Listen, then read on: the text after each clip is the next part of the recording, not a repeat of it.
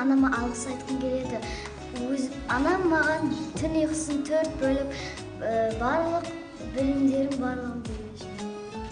Мен Мамбетова Айда апаймен және де Шакенова Жадыра апайыма алғыс айтқым келеді. Мен тағы ұстаздарыма алғыс айтқым келеді. Себебі олар маған екінші ана болып, маған ана тілін үйреткені үшін алғыс айтқым келеді. Және де маған көптеген үлес қосып, маған абырой берген үшін алғыс айтқым келеді.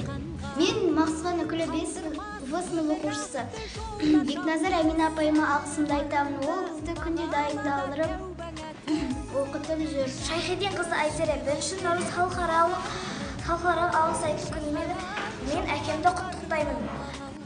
Мен 5 сынып оқушысы Қалбек Нұрдәулет. Ең бірінші мен 1 наурызға ең бірінші атама алғыс айтамын. Ол мені кішкентай кезімнен бастап өсірген. Мен оған қанша алғыс айтсам да жеткіліксіз.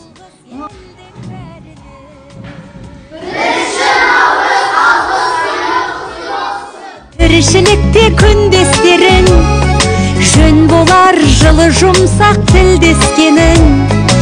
Алғыс айт дұшпанды да досыңдай көр, оларсыз биігіңдей білместедің. Жақсы сөз жанымызды байтар тек, жаман